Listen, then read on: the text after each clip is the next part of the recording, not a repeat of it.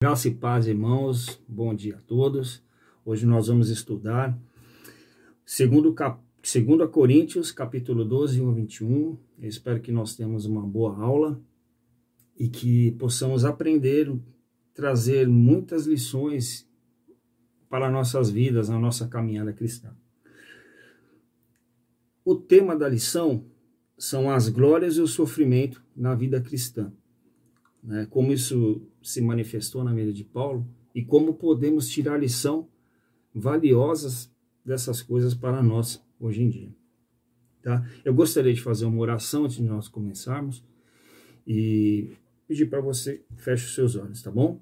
Senhor, meu Deus e meu Pai, Senhor, muito obrigado pela sua bondade, pelo seu amor, e te peço que o Senhor abençoe, Senhor, na nossa aula e esteja conosco, fazendo o Senhor frutificar a sua palavra, Senhor, em todos nós. Tudo isso te peço e agradeço, em nome de Jesus. Amém. Então vamos lá, irmãos. As glórias e o sofrimento da vida cristã. Tá? Paulo ainda ele continuava fazendo a sua defesa contra os falsos apóstolos. As acusações que eles tinham é que o Paulo não tinha tido experiências tão arrebatadoras, que ele não tinha credenciais suficientes para o apostolado. Diziam que Paulo tinha interesses inconfessos em seu trabalho pastoral e não tinha estatura espiritual para confrontar os crentes face a face como fazia em suas cartas. E o texto do capítulo 12, de 1 a 21, é a resposta que Paulo dá aos seus acusadores.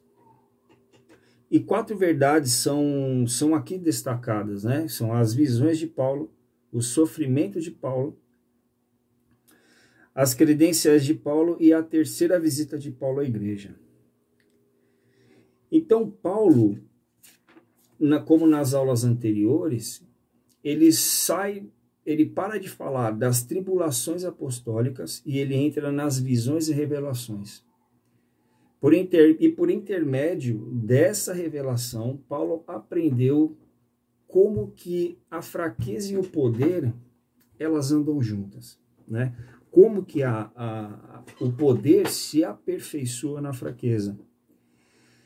E que a visão tinha como objetivo o encorajamento de Paulo em sua obra pelo Senhor, durante a qual enfrentaria aflição e maus tratos físicos, como nós vemos em toda a carta de Paulo, toda a história, todo o testemunho que estão relatados na Bíblia. E Paulo, quando ele fala das suas visões, ele se vê obrigado a usar um método que ele mesmo desaprova, que é o método de gloriar-se, de contar vantagens. E Paulo sabe que contar vantagens, né? Ele sabe que não tem nada a ganhar com isso, mas como que não era a reputação de Paulo que estava em jogo, mas sim o evangelho, ele se vê forçado a fazer isso, porque senão o evangelho tem muito a perder. Então ele conta dessas visões. E os pontos que destacamos acerca dessas visões, em primeiro lugar, é a procedência das visões. Se é necessário que me glorie, ainda que não convém, passarei as visões e revelações do Senhor. Então, Paulo teve várias visões ao longo do seu ministério. A mais famosa que ele teve foi a de caminho para Damasco, onde ele viu Cristo glorificado e sua vida foi transformada. Paulo teve outras visões em Jerusalém, em Troade, em Corinto e novamente em Jerusalém. Mas só que das muitas visões que ele teve, ele seleciona uma que ocorrera há 14 anos atrás. E antes de Paulo enfrentar os sofrimentos mais angustiantes, as tribulações mais pesadas, aprender a sofrer pelo Senhor, Deus o arrebatou ao paraíso para lhe mostrar as glórias do céu e falar palavras indizíveis. Assim também como aconteceu com o apóstolo João na ilha de Patmos. Antes dele ver o desatar dos 7 selos e a brutal perseguição que houve contra a igreja, ele foi chamado também ao céu para ver que Deus estava no trono e que o livro da história estava na mão do Cordeiro e que a vitória retumbante da igreja já estava consumada. Então, eu entendo, irmãos, que essas visões são sempre visões que, quando o Senhor nos dá, quando Ele nos revela, são sempre de encorajamento. São sempre como uma preparação para aquilo que ainda está por vir para nós. Uma forma de encorajar, de firmar, de fazer com que essas coisas sejam guardadas no coração e para que a fé, a confiança a Deus acesse essas visões, acesse isso, tenha onde se pegar, onde se agarrar para continuar a caminhada. Essas são a importância das visões. E um segundo, queria primeiro fazer um parênteses aqui, com relação também a essas visões, é que diz assim, ó, que em primeiro lugar, essa experiência que Paulo conta, ela é uma experiência que ele se referiu, ela era uma experiência que era inteligível aos seus contemporâneos. As pessoas eram capazes de compreender essa experiência.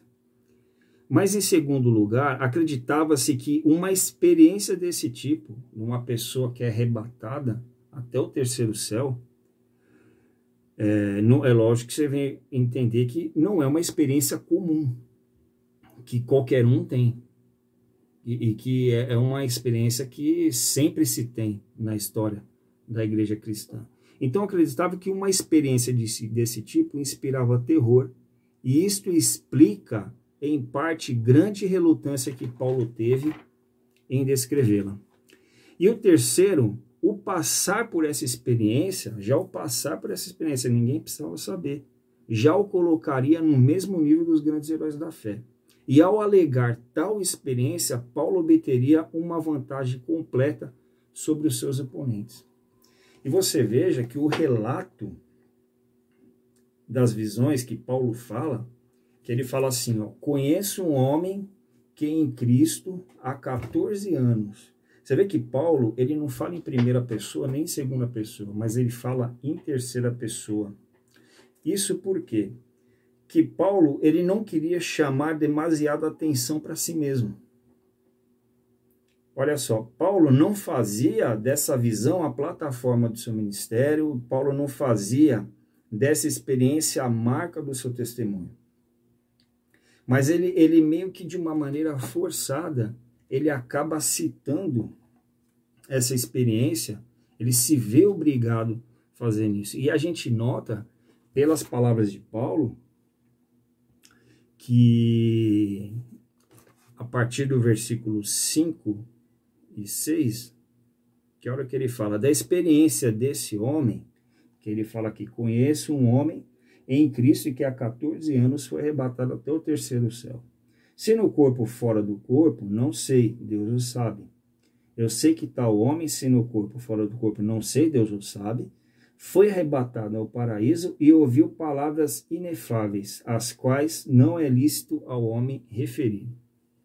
Então é notável, irmãos, que Paulo, ele não tenha valorizado ao máximo essa experiência. Em vez disso, ele procura se separar do Paulo, fala disso numa terceira pessoa, e que fala disso, que teve essa experiência há 14 anos atrás, tendo divulgado o fato de forma a satisfazer as críticas dos seus oponentes.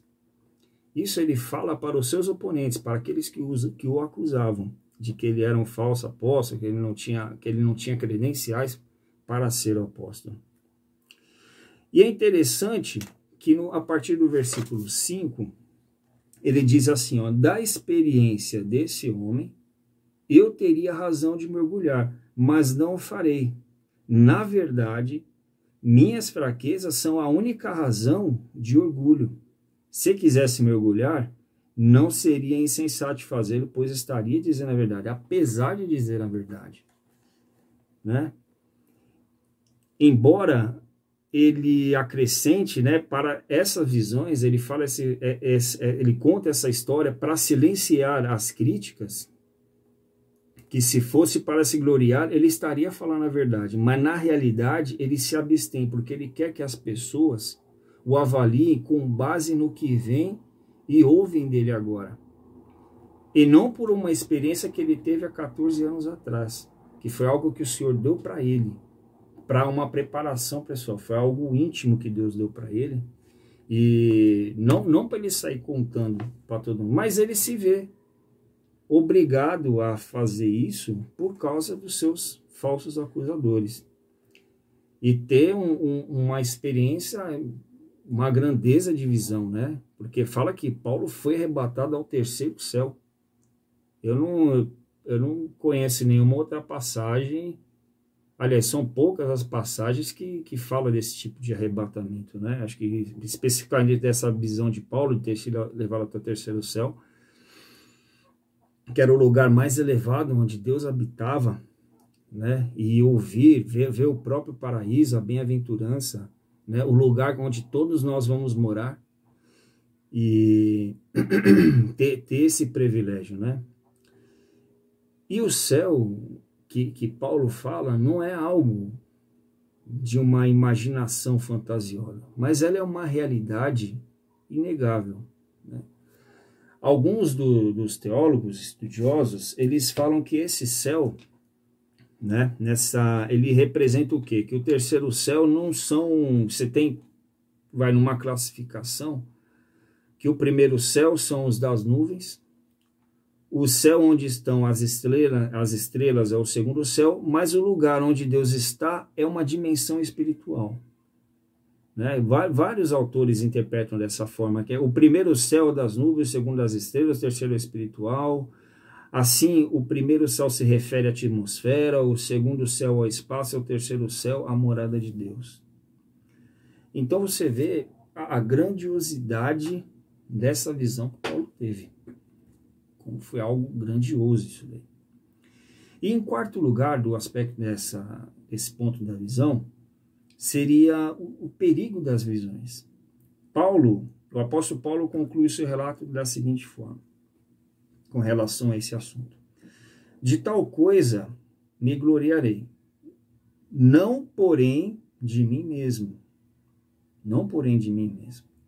mas das minhas fraquezas. Porque se eu vier a me gloriar, não serei nécio, porque direi a verdade. Mas abstenho-me para que ninguém se preocupe comigo, né? Ele queria que as pessoas o avaliassem com base naquilo que eles viam nele e dele ouviam. Já diferente dos falsos apóstolos, que eles estavam cheios de orgulho por causa das suas experiências.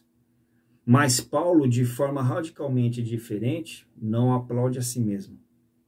Ele se gloria das visões, não de si mesmo. Ele se gloria das suas fraquezas e não das suas experiências arrebatadoras. Paulo não está... Por que acontece isso? Paulo não está construindo um monumento ao seu próprio nome. Não está recrutando fãs para si mesmo. Ele não busca... Ele não busca a glória para o seu próprio nome. Então, quer dizer, veja só a postura de Paulo com aquilo que ele aprendeu com o Senhor. E aí, nesse ponto aqui, nós encerramos a parte concernente às visões de Paulo. E aí a gente entra no outro aspecto que fala sobre os sofrimentos de Paulo. E nesse aspecto, irmão, do sofrimento, temos algumas lições importantes que eu gostaria que o autor cita, que eu gostaria de compartilhar aqui com vocês para que nós aprendamos como lidar com essa situação. Primeiro que a questão do sofrimento, irmãos, a gente precisa entender que o sofrimento ele é inevitável na nossa vida, tá? O sofrimento ele é inevitável. Esse trecho que fala do sofrimento, ele fala sobre o espinho na carne. E o que era esse espinho? Muita gente se preocupou em entender e procurar saber o que era esse espinho na carne de Paulo.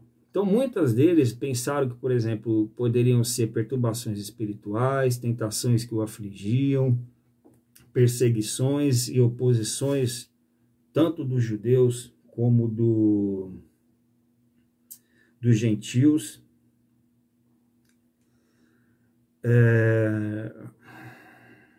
enfermidades físicas, né? Tem a história de que Paulo ele sofria de uma conjuntivite crônica e enfermidades de todos os tipos que poderiam estar sobre a vida de Paulo. E esse sobre o sofrimento que é inevitável, tá? Então a gente precisa partir desse ponto aqui, entender? O sofrimento é inevitável. Um segundo ponto sobre o sofrimento é que ele é indispensável.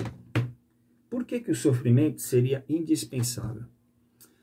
Primeiro, Paulo fala aqui, ó, evitar o ensoberbecimento, evitar com que ele se orgulhasse da visão e da experiência que ele teve. E muitas vezes o sofrimento, irmãos, ele faz isso com a gente. Faz com que a gente evite que o orgulho surja em nós, por causa, às vezes, de uma experiência, não precisa nem ser tão grandiosa. Às vezes, um pouquinho a gente já se sente, um pouquinho a gente já se acha especial, já se acha superior, né, privilegiado, escolhido. Então, o sofrimento, ele é indispensável para evitar isso em nós. O sofrimento, ele também é indispensável porque ele precisa ele acaba gerando uma dependência constante de Deus em todo o tempo. Aquele que é experimentado no sofrimento, ele acaba aprendendo isso aqui, que ele precisa depender constantemente de Deus, para mostrar a suficiência da graça na fraqueza daquele que sofre, e para trazer o fortalecimento do poder, porque o poder se aperfeiçoa na fraqueza. Então, o sofrimento, ele tem esse caráter pedagógico, e também o sofrimento, embora seja ruim, embora ele seja indispensável, como nós vemos na lição, nos títulos aqui, ele seja indispensável e impossível de que ele aconteça em nossas vidas, ele tem um aspecto pedagógico. E eu gostaria de compartilhar com vocês alguns trechos de um livro para a gente ampliar um pouquinho melhor a nossa meditação sobre esse aspecto do sofrimento. Então, o que era o espinho da carne? Nós já falamos aqui. E muitas pessoas já fizeram consideração sobre isso, tá? Agora, será que o espinho na carne e a carne no espinho, será que era um problemão mesmo para Paulo, isso daí? Paulo disse que teve grandes visões e revelações, como nós já conversamos. Foi levado ao paraíso, ouviu coisas que ninguém ouve e também não poderia contar porque não era permitido. Ele ora a Deus, pede que tire um sofrimento nele, que é um espinho da carne, que ele chama de mensageiro de Satanás, que foi dado para que ele não se sobrevivesse. O Senhor, todavia, não tira esse espinho, mas diz para Paulo, a minha graça te basta, porque o poder se aperfeiçoa na fraqueza. E aqui, irmãos, um aspecto também, quando o autor ele quando ele explica o que muitas pessoas já entenderam que era o espinho, que nós já falamos, podia ser as tentações de Paulo que os afligia, as perseguições, as orações não respondidas. Tem um fato aqui interessante, né, as enfermidades também, que no início da década de 1980, lá nos Estados Unidos, e depois, em 1980, aqui no Brasil, o espinho de Paulo ganhou um outro diagnóstico, né? Lembrando que essa época era a época que o que estava no auge era a teologia da prosperidade. Então, você veja bem, na teologia da prosperidade, o homem de fé é o homem que cura. Só que o homem que cura, ele não pode ficar doente. Então, como Paulo, em sendo interpretado durante essa época, o espinho jamais poderia ser uma doença. Porque no mundo no qual o poder é do homem, somente seres absolutamente sãos podem transmitir saúde. E eles pensavam isso. Essa era uma interpretação que nós tivemos aqui no Brasil recentemente com a teologia, no auge da teologia de prosperidade, que influenciou muito do pensamento das décadas depois. Por quê? Afinal, o dom não é da graça, mas é uma virtude desenvolvida pelo super-homem. Então, como é que Paulo podia curar as pessoas e ser doente? Impossível, né? Então, assim, o espinho na carne de Paulo tornou-se qualquer coisa menos uma doença física, psicológica ou afetiva, nem pensar. Tá? Mas poderia Paulo, um homem que nós, notório pelo seu testemunho, pela sua devoção, pelo seu chamado, pelo seu ministério de apóstolo de Cristo, se ensoberbecer? Jamais. Essas pessoas que pensam dessa forma, como a virtude, a fé do homem virtuoso, jamais eles iam pensar que Paulo ia se ensoberbecer. Porque para essas pessoas, aliás, vamos dizer assim, para nós, a graça não basta e o poder não se aperfeiçoa na fraqueza. Que é uma forma errada de pensar. Eu tô colocando as frases aqui nesse contexto. Essa graça, ela só basta como confeito ao bolo de nossas próprias virtudes, como se ela fosse, na verdade, um enfeite, né? Um enfeite, e na verdade por dentro o que essas pessoas acreditam é que as suas próprias virtudes é que trazem todo esse poder.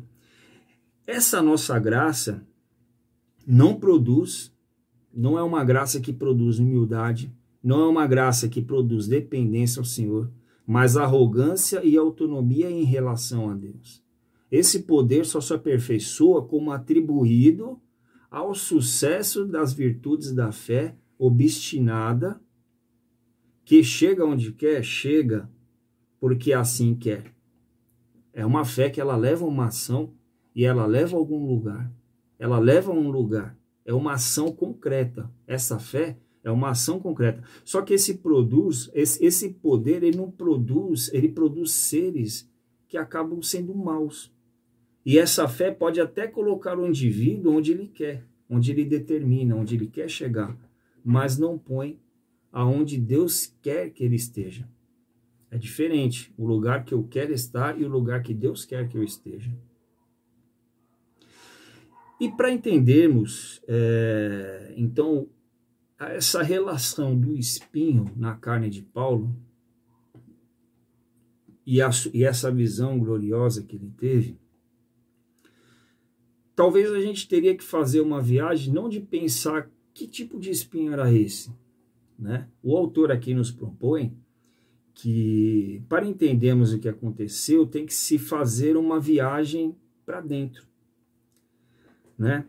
Entender o que acontece dentro de nós mesmos e possivelmente num fenômeno que acaba se repetindo, mesmo que possa ter uma cara diferente do que aconteceu com Paulo, mas é um fenômeno que se repete.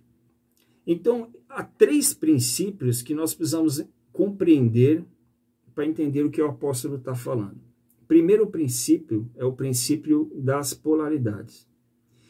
Então, a toda virtude humana, e aí a gente faz um parênteses aqui, se assim pudermos definirmos o que não nasce de nós. A virtude humana, aqui que a gente está falando, não é aquilo que nasce em nós, mas vem de Deus. Isso corresponde a um polo desvirtuoso em nós. Isso porque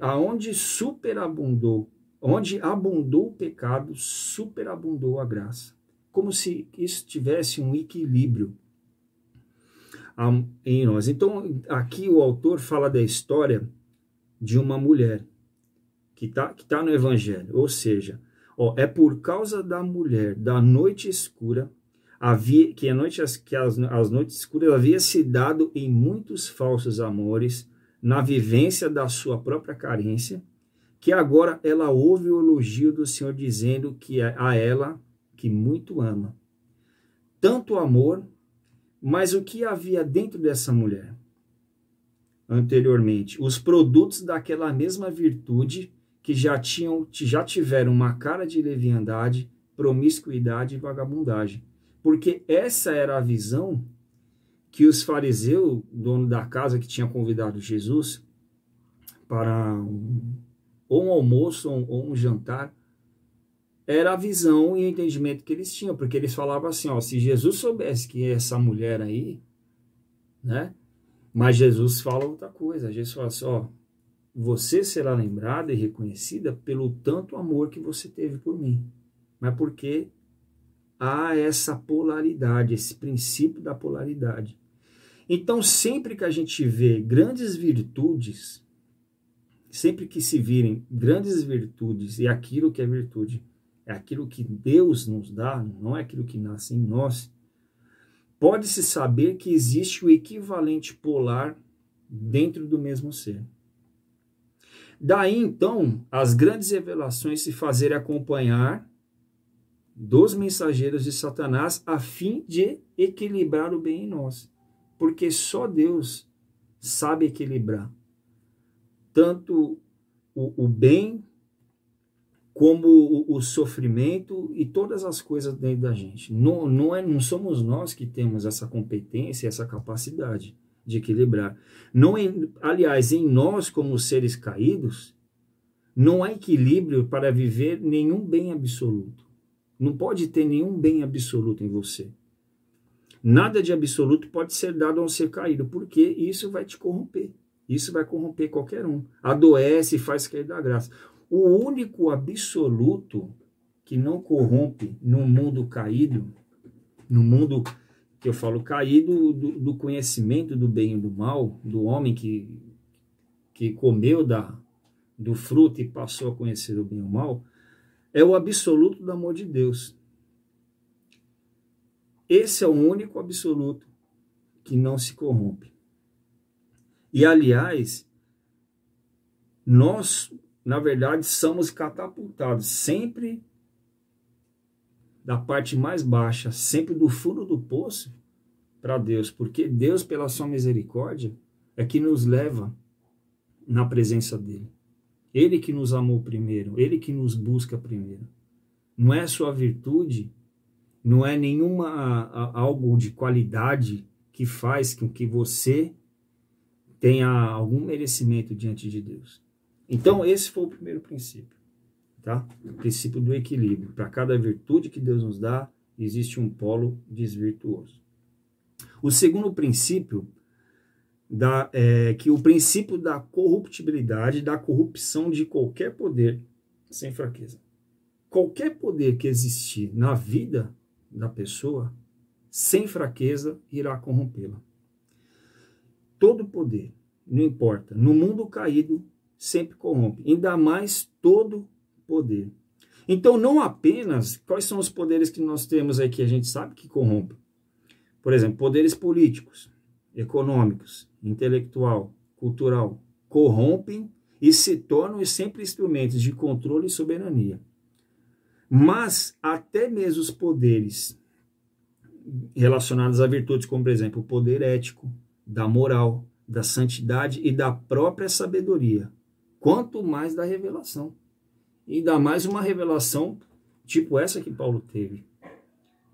Tudo isso daí corrompe, porque no mundo caído, todo poder sem fraqueza, ele vai te corromper. Então, para o bem, irmãos, olha só que interessante aqui, ó. Por isso que todos os homens que manifestaram o poder de Deus na Bíblia tiveram que viver em fraqueza. Porque poder de Deus sem fraqueza vai gerar o quê? Gera o diabo no ser. Transforma o querubim da guarda no acusador dos irmãos. Então, para o bem da própria alma, para o bem da própria alma, do próprio ser, o ser tem de conhecer, sem poder realizar tudo que conhece. Você tem que conhecer, o ser tem que conhecer. Essa é uma necessidade, mas sem poder realizar tudo aquilo que conhece. Ele tem que saber sem atingir tudo o que discerniu. Ele tem que alcançar, mas sem poder dizer que chegou lá sozinho. Porque assim é que precisa ser num mundo caído, no mundo onde a nossa natureza humana ela é corruptível, caída. Então nós vimos o segundo princípio, nós vamos ver o terceiro princípio, que é o princípio da graça. Ela só opera como graça produtiva na fraqueza. Sem que a graça se manifeste na fraqueza, não é e não há graça. Pois nesse caso, a virtude humana e a glória são de quem pensa que conseguiu por conta própria. Então, quer dizer, a graça só opera produtiva na fraqueza. Por quê? Se a graça operar e não for isso na fraqueza, você vai pensar que você conseguiu isso por sua própria conta, por seu próprio esforço, pela sua própria capacidade. E não é isso que Deus falou para Paulo, quando ele disse que o meu poder se aperfeiçoa na fraqueza. Por isso que a minha graça te basta, como Deus falou. Então, para que a graça cresça em nós, nunca pode ter dúvida, irmãos, de pelo menos algumas coisas. Primeiro, não vem de nós. E a segunda é que não vem de nós para que ninguém se glorie. Então, mas por que precisa ser assim? Ora, isso é claramente porque eu sou do jeito que eu sou, você é do jeito que é, e as pessoas são como são. Nós todos somos seres caídos, corruptíveis, com o mal, com o pecado em nós. E se você parar para pensar, se você fizesse, eu pedisse para você se imaginar como um ser todo poderoso, você acha que ainda assim você seria essencialmente bom? Claro que não, né? Claro que não. Você se corromperia. Você seria como qualquer tirano que está no poder, como qualquer pessoa que tem todo o poder, tem todo o domínio, seria mal como qualquer ditador, qualquer imperador, qualquer coisa desse tipo de homens que nós vemos tem a rodo na história o testemunho de pessoas que subiram ao poder e se corromperam. Logo que algumas pequenas, ó, você vê só, às vezes, pequenas coisas que aparecem no horizonte, pode ser às vezes até coisa banal, coisa de vaidade mesmo. Não importa se, por exemplo, quais são as promoções que acontecem, a gente já se sente, a gente já se acha importante, já começa a mudar, já começa a falar da gente mesmo como uma terceira pessoa, como assim, ó, o Marcelo gosta disso, o Marcelo, ele é assim, assado, tal, isso aqui seria bom para ele, tal. Então, acaba acontecendo de que eu me torno santo de mim mesmo. Mas por quê? Ó? Por isso que a gente precisa entender, ó, que o princípio da graça, ela só vai operar como graça produtiva na fraqueza. E precisa ser assim. Porque senão, do contrário, a gente se corrompe. Então, todo o poder, irmãos, ele tem que se fazer, exercer com o espinho na carne. Ele tem que se fazer com esse mensageiro de Satanás que vem dar tapa na sua cara para que você não se orgulhe. E que a graça na vida humana tem que ser experimentada na fraqueza, não é no poder. Do contrário, você se converte em diabo. Então aprende-se que é melhor ter revelações. O que a gente pode aprender? É melhor você ter revelações e ainda assim ter que conviver com o mensageiro de Satanás batendo na sua cara, do que apenas ter cogitação do poder humano e de sabedoria humana sem qualquer espinho na carne. Sem o sofrimento, seja de qual espécie que for, limitando essas coisas. E pior, sem ter a satisfação de ouvir Jesus a dizer: a minha graça te basta, pois o poder se aperfeiçoa na fraqueza. E aí eu te falo uma coisa assim, você não precisa querer achar o espinho na sua vida. Ele mesmo vai te achar. Não se tem que procurar a sua fraqueza, porque ela existe em todos nós. Todos nós.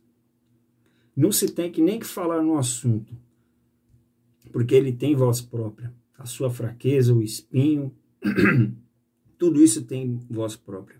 O segredo é aceitar esse fato e não deixar de buscar de conhecer todos os céus a qual o Senhor quer nos levar. Sabendo que não é, entendendo bem que não é a sua virtude que te leva tão alto, que te catapulta lá do fundo do poço para o céu. Não é a sua virtude que faz isso, mas é a graça que usou a sua fraqueza para revelar tanto. Aqui, antes de tudo, já se sabe que não tem de que se gloriar. Que Deus revelou isso por meio da sua graça, na sua fraqueza. E você não tem que se gloriar de nada disso, porque não é nada seu. Então, pouco interessa saber, irmãos, que espinho era esse na carne de Paulo. Mas sim interessa saber é que o espinho tinha que estar lá, para trazer esse equilíbrio, que eu gostaria de repetir aqui, para que a gente não esqueça, e você possa meditar nisso, se você de repente está passando por um sofrimento agora, ou mesmo se você está passando por um momento onde você tem tido grandes revelações do Senhor na sua vida. O princípio da polaridade, do equilíbrio, o princípio da corrupção de qualquer poder sem fraqueza e o princípio da graça, que só opera com graça produtiva se for na fraqueza. Amém? Eu gostaria de encerrar a aula de hoje e pedir que Deus nos abençoe, irmãos, para que a gente possa estar sempre preparado.